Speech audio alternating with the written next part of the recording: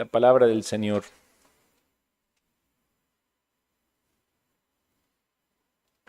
Libro de Éxodo, capítulo 40. Llegamos al último capítulo de este libro. Vamos a dividirlo en dos. Entonces, vamos a ver ahora del 1 al 16. Y el próximo domingo estaríamos culminando con el estudio de este libro. Espero que haya sido de bendición para ustedes como lo fue para mí. Entonces, en la lectura de hoy vamos a ver el establecimiento definitivo de el tabernáculo dentro del campamento de Israel. Y notemos especialmente las indicaciones que se dan en este texto en cuanto al tiempo, al orden y al ritual de la consagración. Leo la palabra del Señor, Éxodo 40, desde el versículo 1 hasta el versículo 16.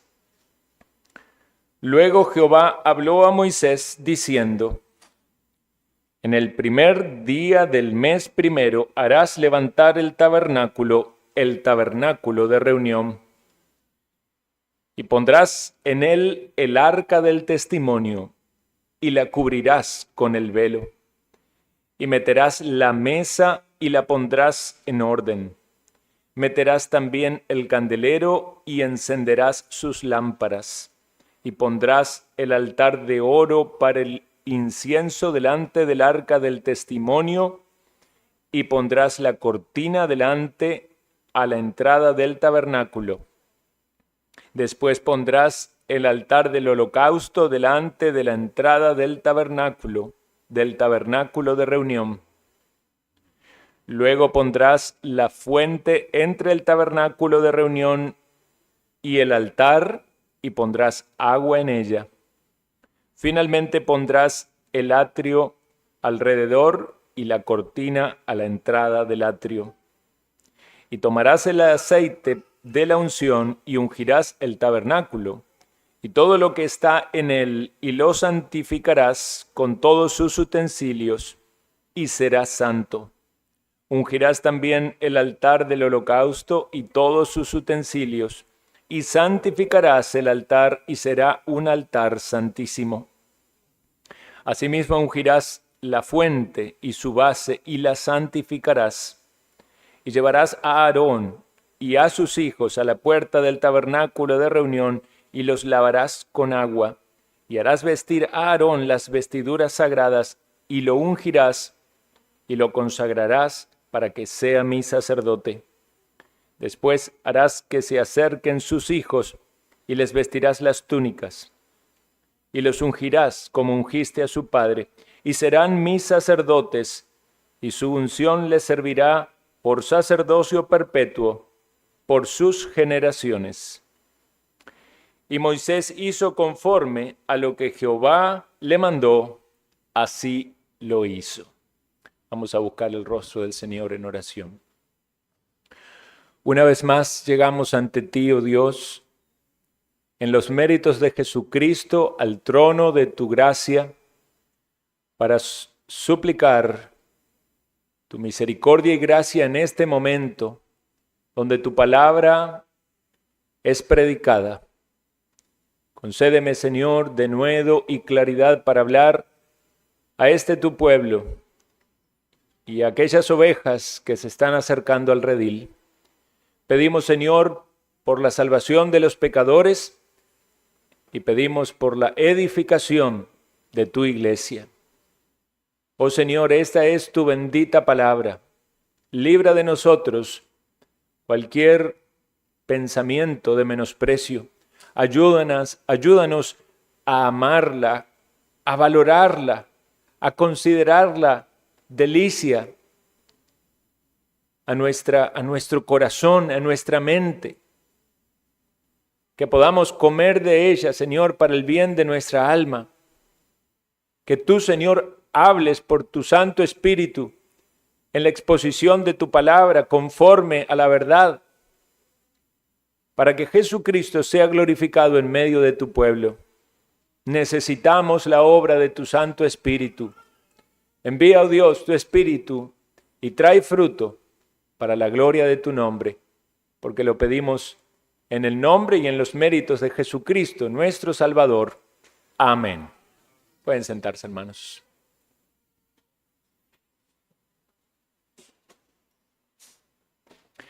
Desde el Génesis hasta el Apocalipsis, parece que hay una pregunta que recorre toda la Escritura. Y es la siguiente: ¿cómo puede acercarse el hombre a Dios y experimentar la presencia de Dios?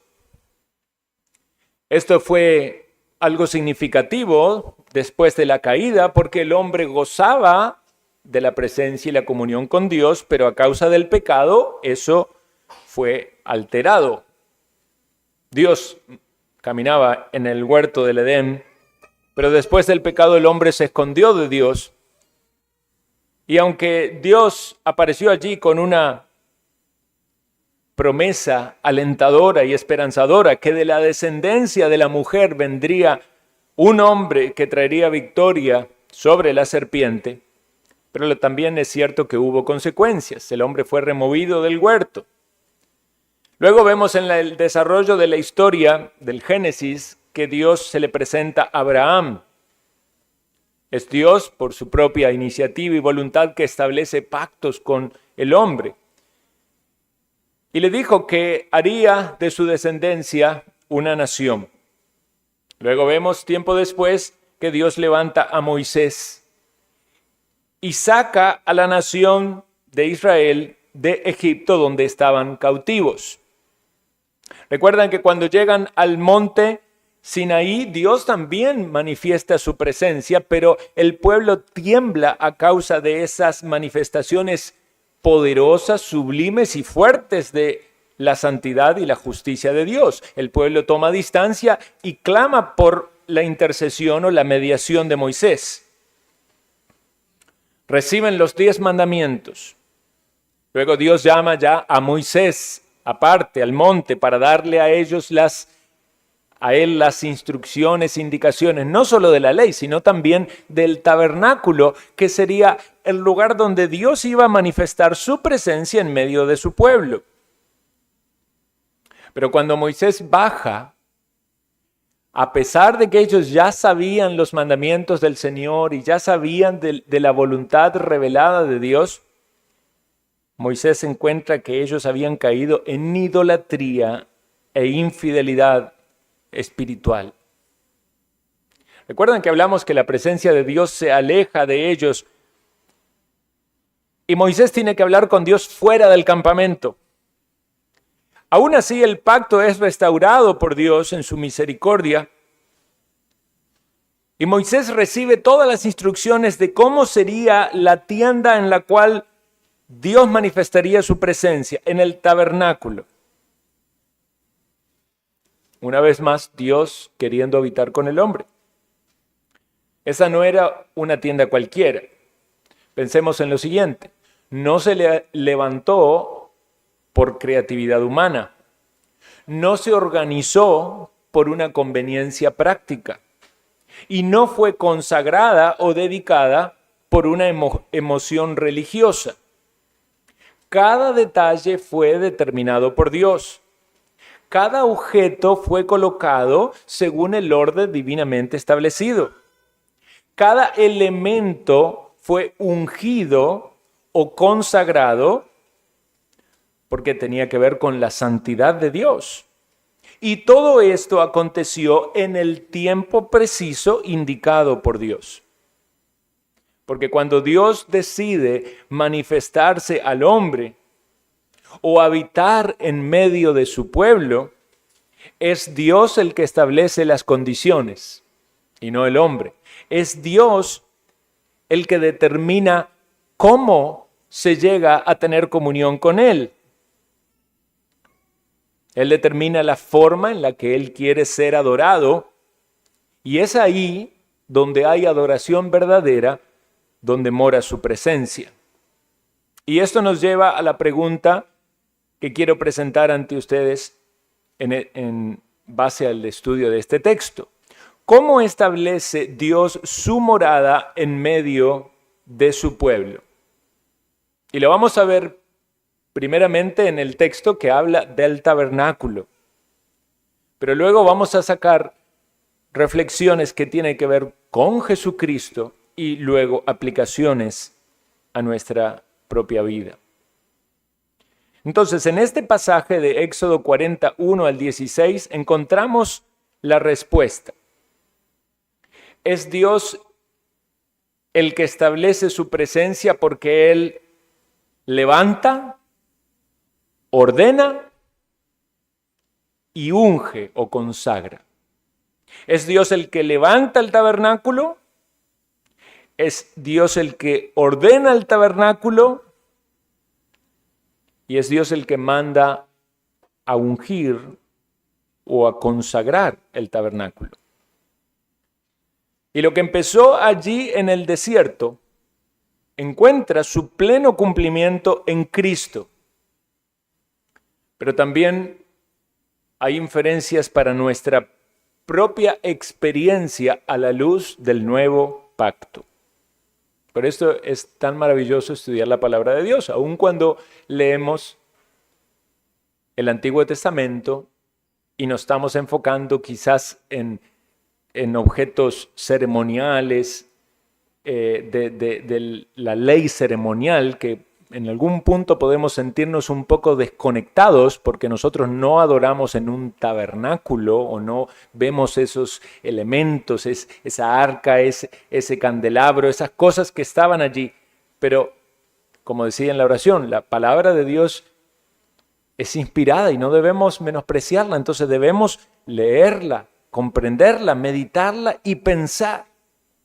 No solamente esto era instructivo y de edificación y de bendición para las personas hebreas, lo es también para nosotros. Y nosotros con la luz que tenemos, aún mayor, porque ya somos participantes bajo el nuevo pacto, podemos ver hacia atrás, no solamente hacia el pasado donde estaba el tabernáculo, sino también hacia atrás cuando vino Cristo, y podemos pensar aún en el presente. Primer punto entonces, el tabernáculo es levantado. Eso es lo que nos dice nuestro texto. Dios le manda a Moisés, versículo 2, a levantar el tabernáculo. Evidentemente cada una de las partes fue anteconstruida, como ya lo hemos estudiado y meditado, pero llega el momento del ensamblaje y de levantar este tabernáculo. Noten el tiempo, en el primer día del mes primero. Sería como primero de año. El mes primero del calendario religioso hebreo era Abib o Nisan, como fue llamado también. Y fue establecido como el primer mes en Éxodo capítulo 2, versículo 2, capítulo 12, versículo 2. Recuerden que fue el mes de la Pascua y el mes del Éxodo. Eso quiere decir que había pasado un año desde la salida de Egipto. Qué rápido se pasa un año, ¿verdad? Generalmente cuando llega el primero de año o los últimos días del año, la gente hace reflexión de lo rápido que pasó el tiempo. Y uno dice, ¿qué cosas pasaron en todo este año? Bueno, en este momento para el pueblo hebreo hacían la reflexión de que habían salido de Egipto, recordarían las plagas, recordarían todo lo que pasó antes de salir, cómo los egipcios les daban de sus joyas, de sus alhajas, cómo salieron, la nube que los protegía del sol, la columna de fuego que los protegía y los ayudaba en la noche. Concéntrense aquí. En ese trayecto desde Egipto hasta el desierto pasaron un montón de cosas.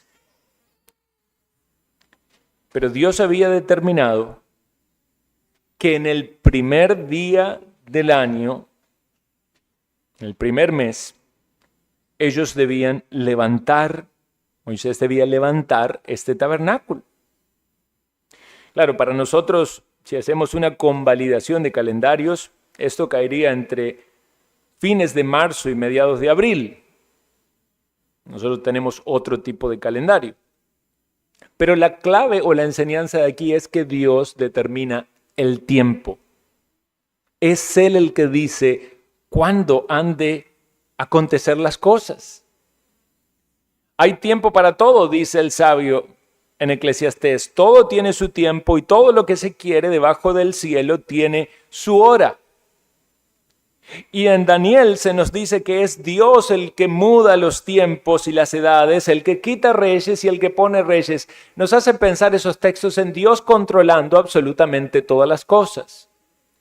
Pero también el hombre moviéndose en esta creación de Dios y en esta creación controlada por Dios en la providencia, pero siendo cada uno de nosotros responsabilidades de nuestros actos y acciones. Por eso cuando el pueblo quiso pecar, utilizó mal sus recursos, hicieron un becerro de oro, pero cuando siguieron los mandamientos del Señor, hicieron el tabernáculo, tal como Dios lo había mandado a Moisés.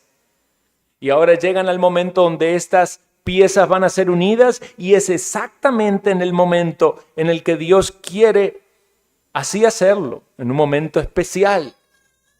El primer día del primer mes en el nuevo año. El momento específico determinado por Dios para que el tabernáculo esté hecho y para que la presencia de Dios se manifieste con su pueblo. Notemos este diseño divino que implica un nuevo comienzo. Y esto es lo que pasa cuando llega la presencia de Dios. Hay un nuevo comienzo. Eso es lo que pasó con la llegada del Mesías. En Gálatas capítulo 4, versículo 4, dice, cuando vino el cumplimiento del tiempo, Dios envió a su Hijo. Dios envió a Cristo en el momento exacto, ¿verdad? A veces decimos, ay, cómo me hubiera gustado nacer en otra época. Haber sido uno de los que vio a Jesús. O quizás alguien hubiera querido nacer en otra época, en la época de los reformadores. ¿No se preguntó por qué Dios determinó que Jesús venga a este mundo en esa época precisa? Estamos hablando estos días eso con mi esposa, ¿verdad? Y una cosa que se me había ocurrido, digo, ve qué interesante que Jesús vino en un momento donde no tenemos registro de cómo Él era, no hay imagen, ¿verdad? Si hubiera venido en otra época, hubiera venido en la época del Renacimiento, habría un montón de cuadros de cómo era Jesús. Y hay cuadros del Renacimiento de Jesús, pero no sabemos si era así Jesús, ¿verdad? Si hubiera nacido en esta época, estaría lleno de fotos de Jesús. Pero Dios determinó que venga en ese preciso momento. En ese preciso momento de la historia humana, de la situación que vivía Israel, donde ya estaba dominada por los romanos, donde el idioma griego se iba expandiendo por todo el mundo. Dios, conociendo cada uno de los detalles en su providencia, actúa en el tiempo exacto. Y Cristo es levantado como el tabernáculo entre los hombres. Porque recordemos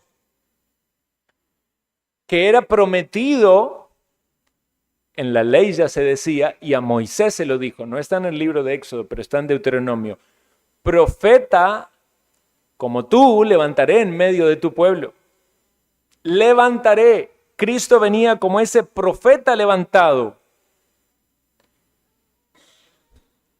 Profeta y sacerdote y rey. También iba a levantar un rey de la descendencia de David.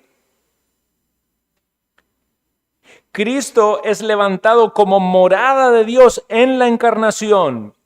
San Juan 1:14, lo dijimos muchas veces aquí, pero es bien apropiado. Aquel verbo fue hecho carne y habitó entre nosotros. Y la palabra allí es, puso su tabernáculo.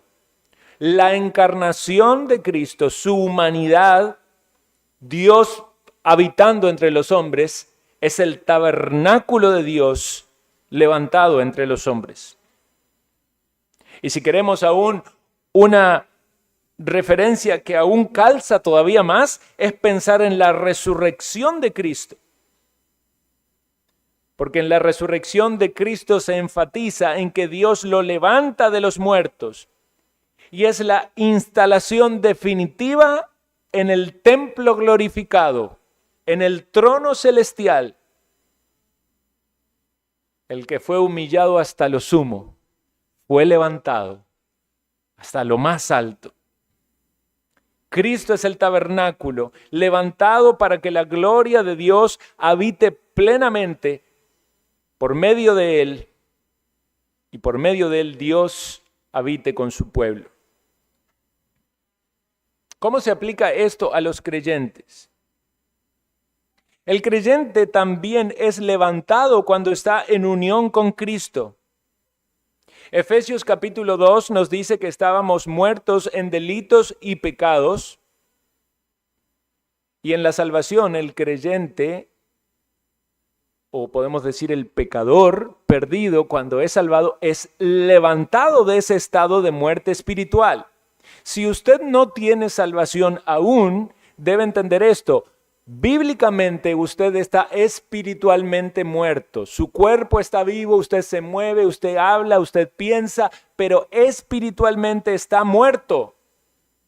Y necesita ser levantado de la muerte. Crea en Jesucristo. Crea en la palabra de Dios. Si usted cree en el Señor Jesucristo, dice la Escritura, tiene vida, vida eterna. No vendrá condenación. ¿Por qué? Porque ha pasado de muerte a vida. Por lo tanto, la salvación, la experiencia de salvación, de conversión, implica un levantamiento espiritual. Y estamos unidos al Cristo resucitado.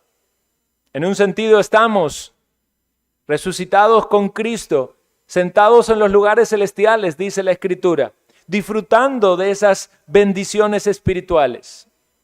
Somos colocados en una nueva posición, por lo tanto hay un nuevo comienzo, hay una nueva vida espiritual, hay una nueva criatura. Dios determinó cuándo fue ese primer día de ese primer mes de su vida espiritual. Algunos no recuerdan cuándo fue el momento de su conversión o salvación.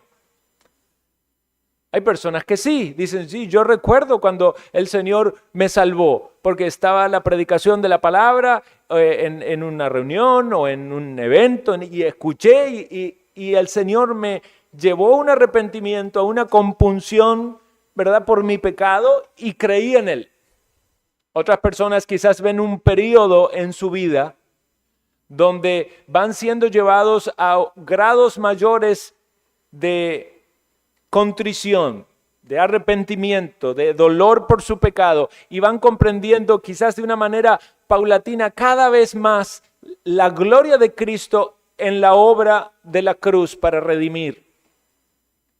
Pero lo cierto es que hay un momento en el cual Dios le levanta y usted pasa de muerte a vida. Hay un momento en el cual Dios le une a Cristo. Hay un momento en el cual usted experimenta el perdón de sus pecados y la paz con Dios, y es algo sobrenatural. Todo creyente tiene que tener algo que contar acerca de su salvación. No se trata de ir a una iglesia, no se trata de una experiencia emocional o religiosa desconectada de la teología de la cruz. No se trata, como algunos dicen, de sentir bonito, ¿verdad? De emociones o de sanidades o de muchas otras cosas que pueden quizás confundir y reemplazar. Se trata de que usted se vea a sí mismo pecador, perdido y condenado y cree en Cristo y entiende que Cristo al morir en la cruz cargó su pecado para que usted sea salvo, para que tenga vida eterna. Ese es el nuevo comienzo, ese es el momento en el cual Dios le levanta. No es su autoelevación moral, es una resurrección por gracia. Obviamente no estoy hablando de la resurrección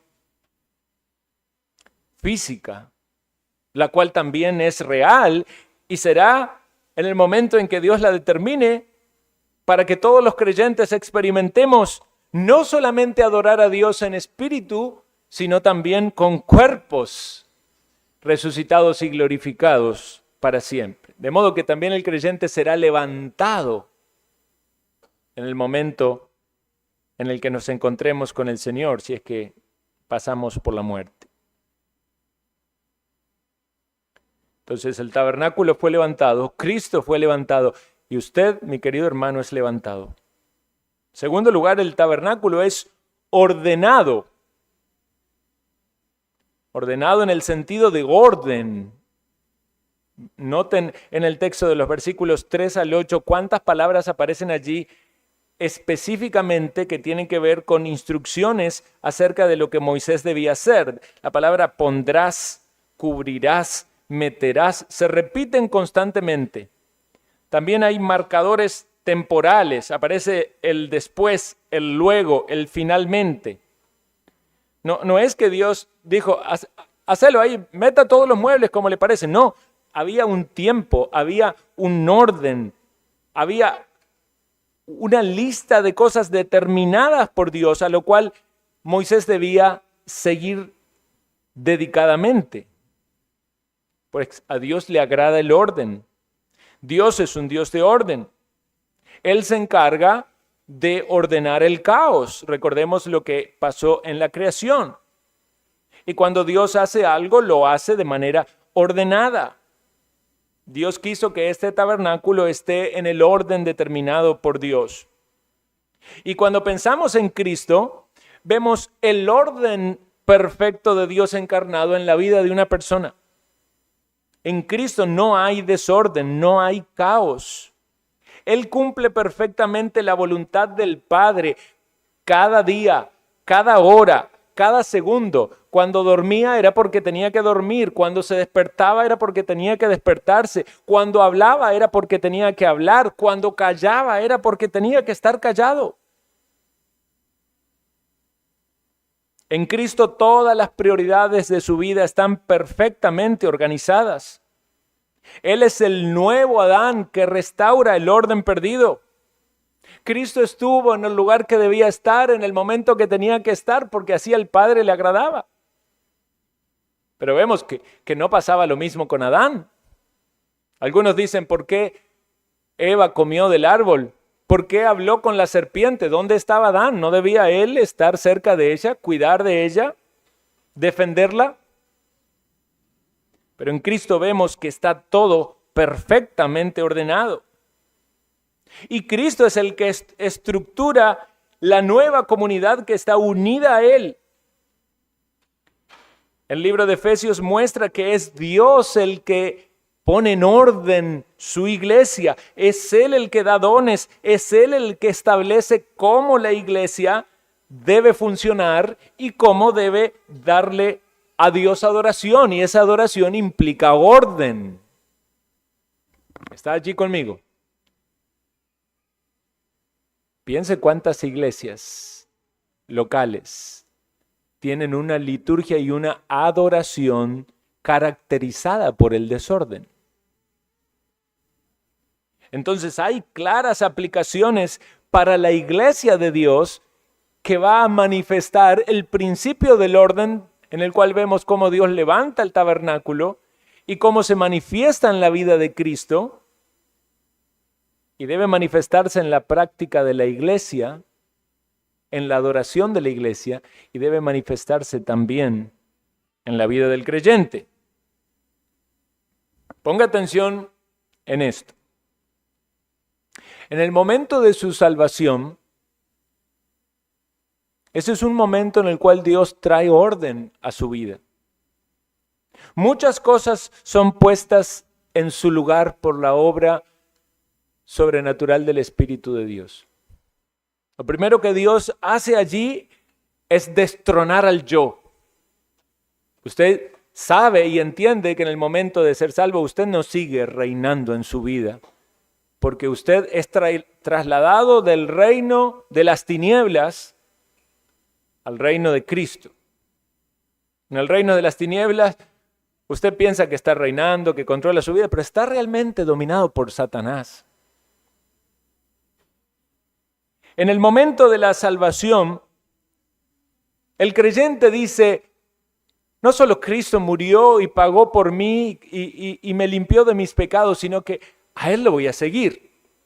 No hay una separación en esto. No es que usted dice, primero soy salvo y vivo como quiero y después si quiero le digo a Cristo que entonces Él controle mi vida. No, eso es un mal entendimiento del Evangelio. El Evangelio implica venir a Cristo en arrepentimiento y fe y eso significa que me someto a Él como Dios y Señor. Por lo tanto, al ser de Cristo, pasan muchas cosas espiritualmente, muchas cosas son ordenadas, pero también es cierto que hay muchas cosas que luego progresivamente van siendo puestas en orden. Romanos 12 nos habla de una mente que no debe amoldarse a este mundo.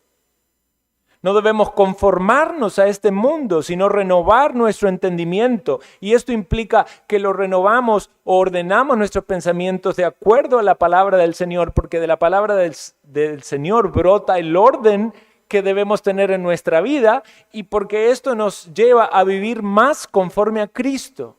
Cristo es siendo formado en nosotros, está siendo formado en nosotros. Cristo vivió una vida en orden de acuerdo a la voluntad de Dios. Nuestra vida debe ordenarse de acuerdo a la voluntad de Dios. Nuestros afectos son ordenados.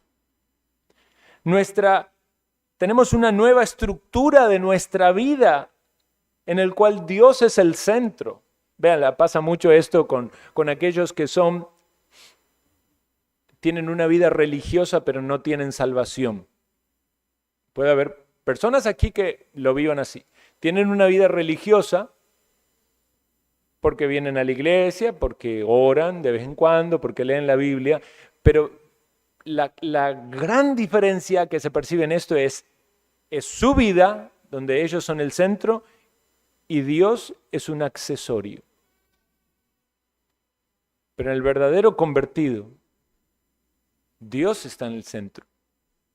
Y su vida trata de poner todas las cosas, todos los ámbitos de su vida, su familia, su trabajo, su estudio, sus metas, todo bajo esa dirección y guía de Dios.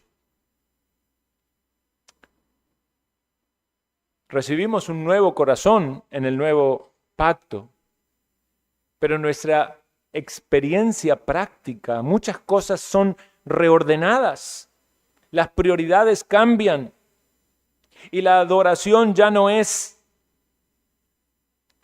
desregulada o caótica o inventiva, es una adoración y un culto a Dios que está regulado por la palabra de Dios.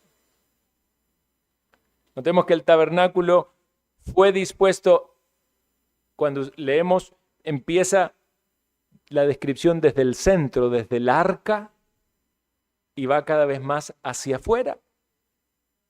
Y así es lo que pasa en la salvación. Dios empieza con su corazón. Usted se convierte y usted, cualquiera que lo ve, dice, es la misma persona. No cambió nada, solo por mirarlo. Pero de repente esos cambios empiezan a manifestarse no solo en su corazón. Usted se da cuenta por sus pensamientos, usted se da cuenta por sus emociones, pero hasta pasan a su exterior porque cambia su vestimenta, cambia su forma de actuar, cambia su manera de usar el tiempo, cambia la forma en la que usted interactúa en este mundo. Las costumbres que estaban viciadas son dejadas aparte. Y usted va siendo ordenado conforme a la voluntad de Dios. Y es eso lo que Dios quiere en su vida. Dios quiere traer orden a su vida. De algún modo, nuestro pecado remanente lo que quiere es causar desorden en nuestra vida. Y cuando hay pecado en nuestra vida, son muchas cosas desordenadas, pero Dios quiere traer el orden. Y por eso Dios usa medios. ¿Para qué usa los medios? Para cumplir su voluntad. ¿Para qué usó hombres Dios? Para construir el tabernáculo y para poner estas cosas en orden.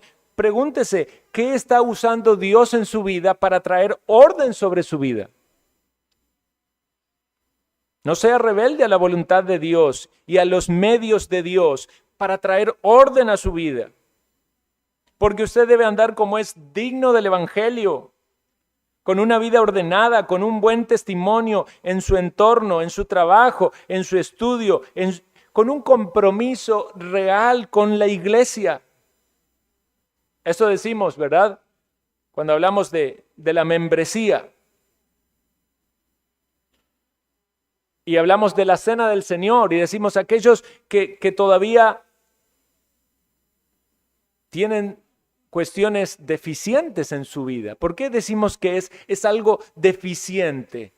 Porque una persona que no está comprometida con la iglesia de Cristo, no está comprometida con Cristo. O su compromiso con Cristo deja mucho que dudar.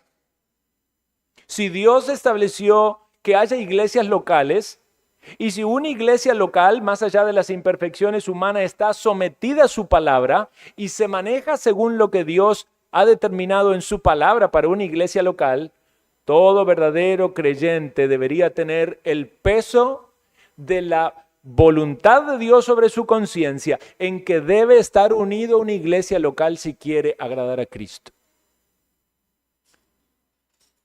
Con valentía, con identificación.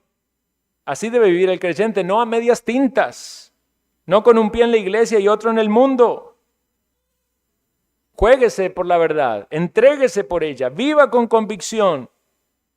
¿No dice acaso la Biblia que a Dios no le agrada a los tibios? Sea ferviente para el Señor, para que también usted pueda llevar a otros al orden de Cristo, para que el mensaje del Evangelio, que es valioso para usted, que se identifica como creyente, no tenga estorbo. Para que usted pueda ir y contarles a otros, vea lo que Cristo hizo en mi vida es maravilloso. Él trajo orden a mi vida y me sigue ordenando y me sigue cambiando.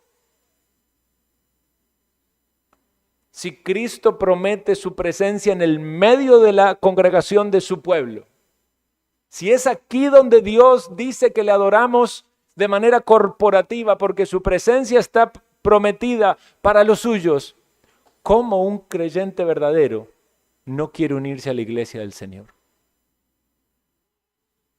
¿Cómo no quiere adorarle en espíritu y en verdad, en obediencia a su ordenanza?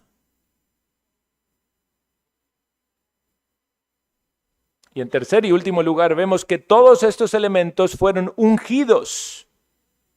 No solo los elementos, porque se menciona aquí la unción,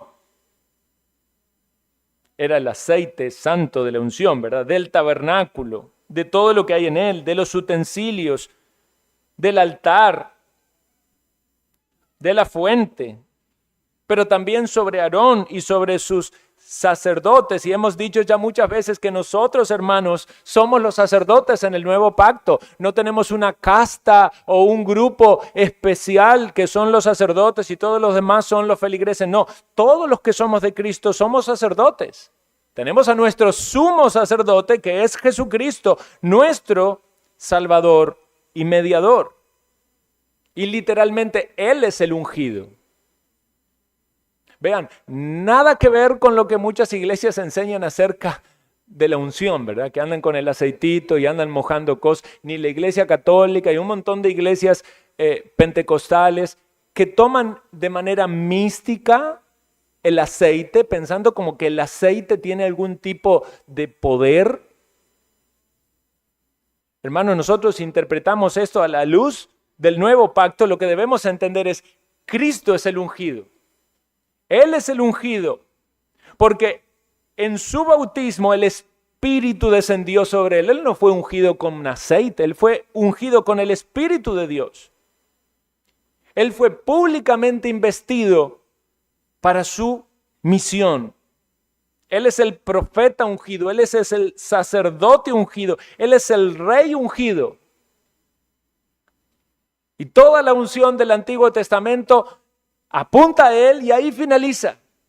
No hay más unciones hoy, es la unción que Dios derrama por su Espíritu basado en los méritos de Cristo, en el sentido espiritual de lo que el creyente también participa, porque noten esto. Puede venir a su mente este versículo. Dice 1 Juan, vosotros tenéis la unción del Santo. ¿Cómo? ¿Yo tengo la unción? ¿Usted tiene la unción? Si usted es un creyente, usted tiene la unción de Cristo. Participamos de su unción. Y como Cristo fue ungido con el Espíritu de Dios, los creyentes también recibimos el Espíritu de Dios en la salvación. Por eso dice Juan, hablando y combatiendo las falsas enseñanzas de aquellos maestros gnósticos que querían hacerle pensar que había algunos que eran selectos, que tenían un conocimiento superior, que ellos tenían una revelación superior. Y Dios le dice, Juan le dice, Dios por medio de Juan, hermanos, ustedes tienen la unción del Santo, ustedes no necesitan que nadie les enseñe nada, ustedes conocen todas las cosas. Y no está diciendo Juan que no necesitan escuchar predicación o que no necesitan aprender, no se trata de eso. Está diciendo, si tienen el Espíritu de Dios, ustedes pueden comprender las verdades espirituales que están disponibles para su pueblo, para el pueblo de Dios. Sí, somos edificados por los maestros o pastores en la iglesia, pero ciertamente es el Espíritu de Dios que toma los medios de edificación y los aplica a su vida, a su conciencia, para que usted crezca espiritualmente. Usted puede discernir, hermano, si es de Cristo falsa enseñanza, a menos que sea engañado porque está siendo negligente en los medios de gracia. Si usted no lee su Biblia, tenga temor porque lo van a engañar con la Biblia. Pero si usted la lee y la conoce, va a estar preparado no solamente para defenderse de las artimañas, sino también para presentar defensa de la verdad. Debemos ser diligentes en los medios de gracia porque el Espíritu los usa para nuestro crecimiento espiritual y para nuestro servicio también.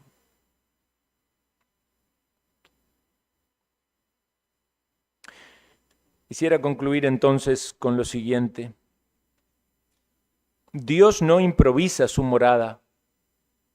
Eso tiene que ver con un diseño divino, maravilloso, programado, determinado por Dios.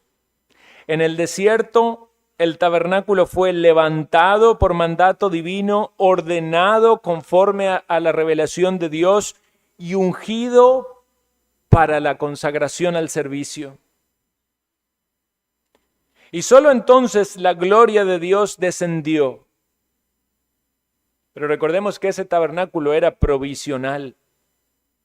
En la plenitud del cumplimiento del templo, Dios levantó un tabernáculo superior, que es nuestro amado Salvador. Cristo fue levantado en su encarnación, levantado en su resurrección y establecido en el cielo, en el trono donde reina. Piensen esto una vez más, en Él no hay desorden, en Él no hay corrupción. En Él habita corporalmente toda plenitud de la deidad. Y nosotros estamos unidos a Él. Hemos sido levantados de muerte a vida. Nuestra vida está siendo ordenada conforme a Dios lo quiere en su palabra. Y somos ungidos, consagrados para vivir para Dios y para servir a Dios. Por lo tanto, Dios establece su morada en su pueblo.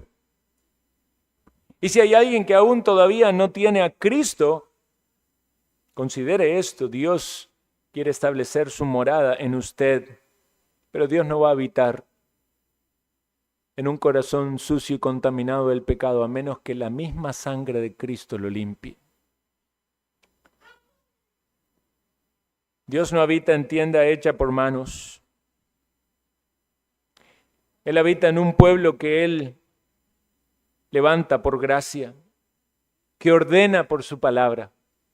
y que santifica por su Espíritu. Pensemos en estas preguntas finales, hermanos. No tiene esto que ver con una construcción arquitectónica o física como lo era el tabernáculo, sino con vida espiritual. ¿Experimenta usted de alguna manera la presencia de Dios en su vida? ¿Está su vida levantada en Cristo y ordenada de acuerdo a la voluntad revelada de Dios?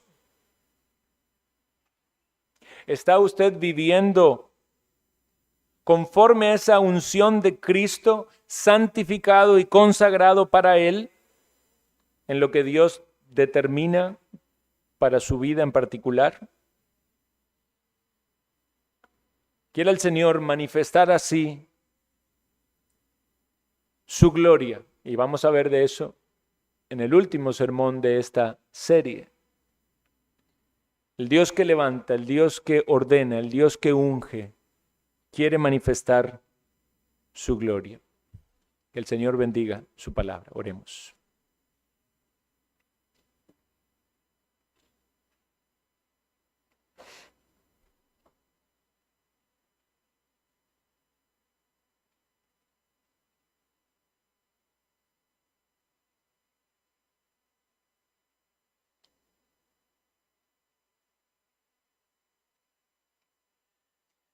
Te agradecemos, Dios, por tu palabra, que en esta mañana ha sido predicada.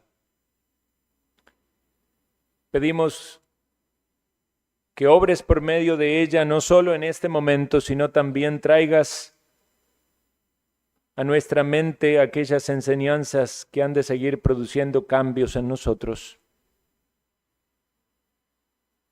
Señor, tú conoces nuestra vida, nuestros pensamientos, nuestras acciones, nada te es oculto. Delante de ti estamos al descubierto. Oh Señor, ayúdanos a buscarte con temor y con reverencia, con disposición para hacer tu voluntad. Oh Señor, hay aquí aún personas que permanecen en incredulidad. Pedimos por ellos, Señor, para que Cristo brille en sus conciencias, para que sus pecados sean una carga y un pesar, puedan ser conscientes de la gravedad de la condenación de su alma. Oh Señor, trae salvación, es tu obra, es un milagro tuyo. Tú has determinado salvar por medio de la predicación de tu palabra. Salva, Señor, aún hoy. Tú que sigues edificando tu iglesia y añadiendo las piedras vivas. Clamamos, Señor Dios, por estas cosas. En Cristo Jesús.